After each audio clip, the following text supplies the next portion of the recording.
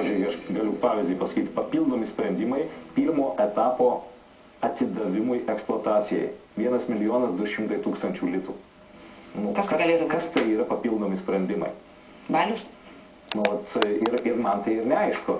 Tai jeigu kas nors, pavyzdžiui, patvirtins tokį biudžetą, tai aš manau, kad tiesiog jie elgsis neatsakingai.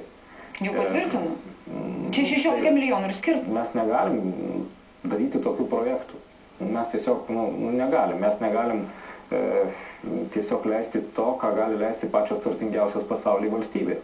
Mes negalim pasistatyti tokių rūmų auksuotų, kaip stato Maskvoje ar Emiratuose ar dar kažkur. Jie sėdi ant naftos, ten ta nafta trykšta, jie turi daug lengvų pinigų ir iš tų gali daryti. Bet čia tai yra visi pinigai iš tų žmonių, kurie vos galą su galu suduria. Ponas Avulis ir ponia Stancikienė neakivaizdžiai sutarė dėl vieno. Mūsų valstybė turi visas galimybes priversti Panevėžio statybos trastą, tuos valdovų rūmus pabaigti savo lėšomis. Bet ar taip bus? Šiuo metu beveik 22 milijonai yra tie 0,2 procento neteisybų. Beveik 22 milijonai.